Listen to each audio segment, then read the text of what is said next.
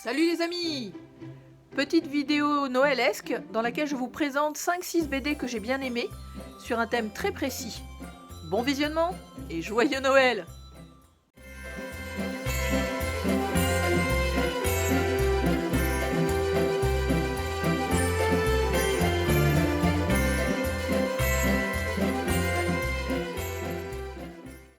Alors, cette vidéo-là va être consacrée au thème western, comme vous avez pu voir dans le titre, il n'y a rien de secret. Puis j'en ai 5 à vous montrer. C'est sûr qu'il y en a plein encore une fois qui vaudraient vraiment le coup. Les BD que je vais vous présenter sont celles que j'ai quand même lues cette année ou au moins fin d'année dernière. Donc c'est quand même des lectures récentes. Il y en a 2 que j'ai été obligée de relire parce que je m'en souvenais plus. Je sais que j'avais beaucoup aimé mais je m'en souvenais plus donc je les ai relus. On va commencer tout de suite en fait, histoire de vous donner quelques idées pour mettre sous le sapin. Là c'est donc Le Lombard, donc édition Le Lombard, collection signée. Puis c'est 2 grands noms de la bande dessinée évidemment parce que c'est Rosinski et Van Hamme. On parle de western. C'est un one-shot. Oui, les BD que je vais vous présenter aussi maintenant, là ce sont des one-shots. J'ai pas pris de série parce que je suis vraiment à la bourre dans mes lectures. Effectivement, il y a quand même quelques séries super bonnes que j'ai pas commencé. Genre Undertaker, je l'ai pas commencé malheureusement. Je sais que c'est une très bonne série, mais bref. On y va avec les one-shots. Donc ça, western. Dans cette histoire-là, on va suivre en fait ce personnage-là, qu'on va suivre au départ jeune, parce que avec son grand frère, il a monté un piège à un homme d'affaires important pour faire croire qu'il est le fils de son frère, donc du frère de cet homme aisé avec plein de sous, un riche fermier en fait, avec beaucoup de têtes de bétail, etc. Puis tout ça, ça va malheureusement mal se passer. Mais on va suivre effectivement ce jeune homme qui va devenir un homme. Puis il y a beaucoup d'histoires de vengeance, il y a beaucoup de mélange de liens entre les uns et les autres. Donc c'est une histoire qui est très riche. Le scénario est bien ficelé évidemment, parce que, comme dirait l'autre, c'est un grand nom de la bande dessinée qui a monté ça, mais l'histoire est vraiment avec des rebondissements, on va vers un endroit, puis on pense que c'est effectivement la vérité, puis finalement il y a des twists assez régulièrement au cours de la bande dessinée qui sont vraiment passionnants, qui donnent envie de continuer la lecture. Donc j'ai beaucoup aimé en fait cette histoire-là.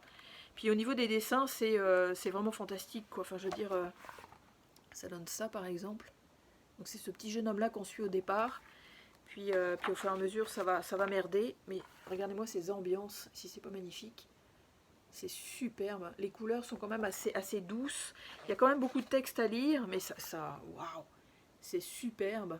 On reste dans des couleurs quand même assez sombres, assez grises.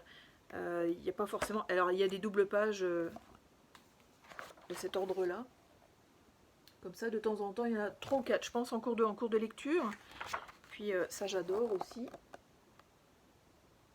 C'est vraiment une ambiance hyper western, vraiment. Où il y a des tirs vraiment brutaux.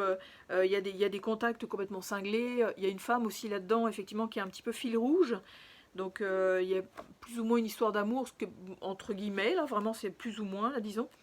Puis il y a un twist de fin qui est assez génial, vraiment.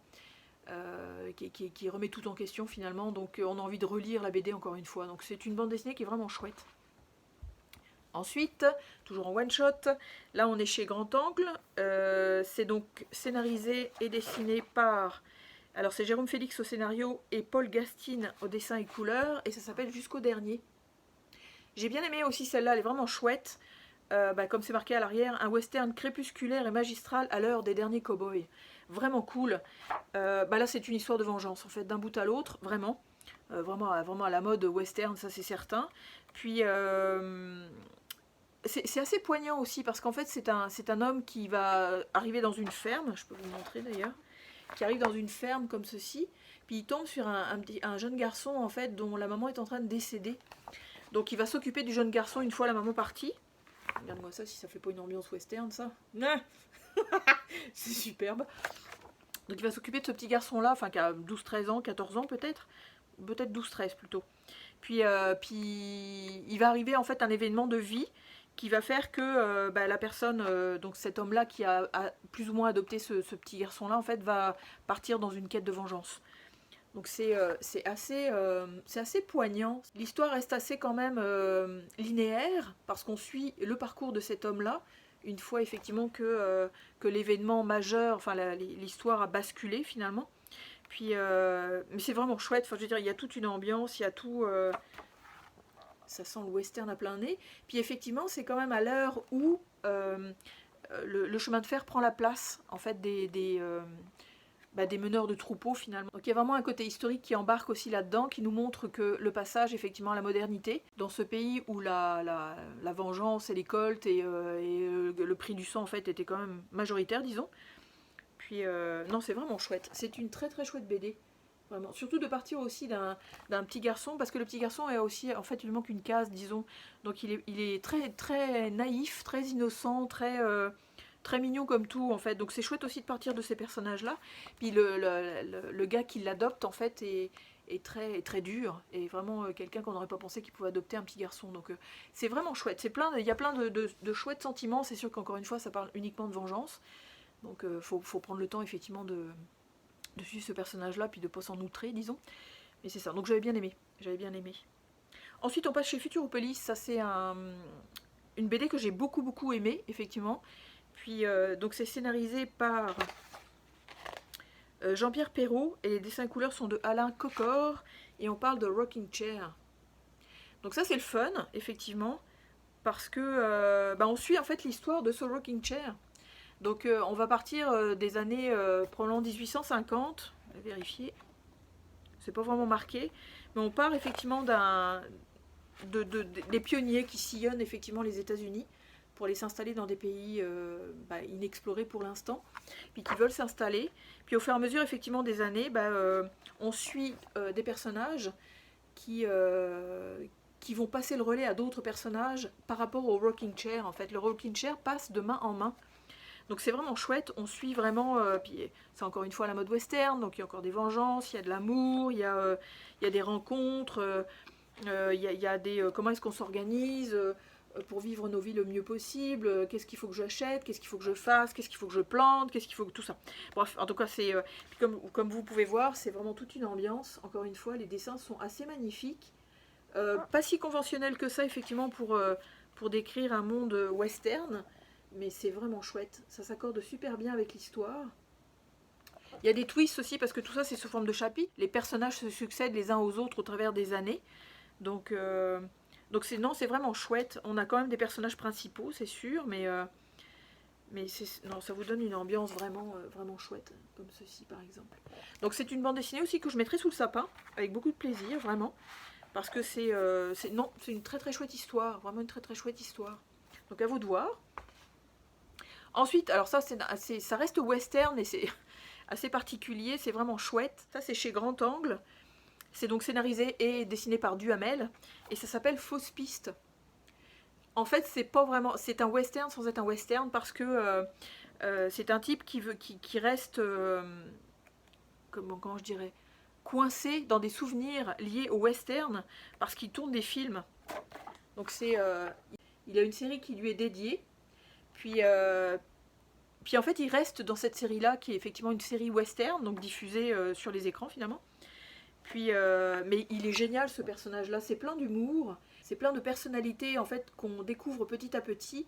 Un gars qu'on a un peu ras-le-bol, effectivement, d'être toujours dans le même truc. Puis, mais entre-temps, effectivement, dans cette BD-là, on a des épisodes réels, finalement, dans le western, le vrai. Donc c'est vraiment cool, c'est vraiment cool. On croise plein de personnages en fait, des touristes, on croise des Indiens en fait qui sont dans l'ère d'aujourd'hui, mais on les croise avec leurs problématiques effectivement actuelles. Puis, mais c'est vraiment cool. Comme je vous dis, c'est plein d'humour, c'est tout mélangé en fait dans le bon sens du terme. Puis une double page magnifique que je peux vous montrer. Donc j'ai été surprise par ma lecture. Je vous le présente quand même en western parce qu'il y a quand même beaucoup d'histoires western là-dedans.